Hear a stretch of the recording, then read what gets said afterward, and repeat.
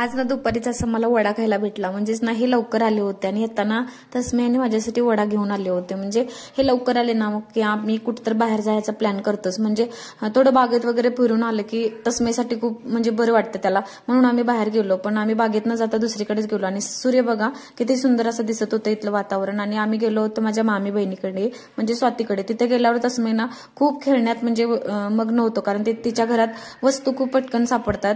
आणि इकडे बघा मी गेले ना की तिथं तिच्या गॅलरीमध्ये एक चक्कर मारतेस, म्हणजे तिचे झाडे वगैरे आहेत तिथं. तर तिने खूप सुंदर असा दिवा आणला होता आणि मी उलटा बघितला, तिने सरळ व्यवस्थित करून मला तो दाखवला. आणि माझा लोक बघा मी फोटो काढताना बघून आपण पण तो फोटो काढत होता.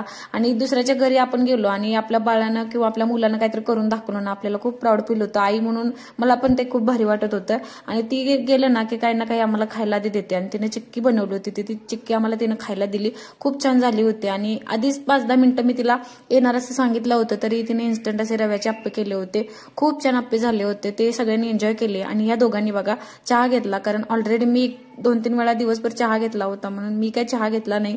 आणि येताना बघा हे असं काहीतरी चाललं होतं यांचं, हिलाही राहत नव्हतं आणि यालाही बाहेर येवत नव्हतं. मावशीला बाय बाय करून आम्ही बाहेर पडलो. आणि जाताना माझा डोळा म्हणजे ह्या शॉपवर होता की ह्या शॉपमध्ये आज जायचंच, कारण मी ऑनलाईन डिओडॅपचे शॉपिंग किंवा हे वस्तू बघितल्या होत्या, पण मी शॉप बघितलं नव्हतं.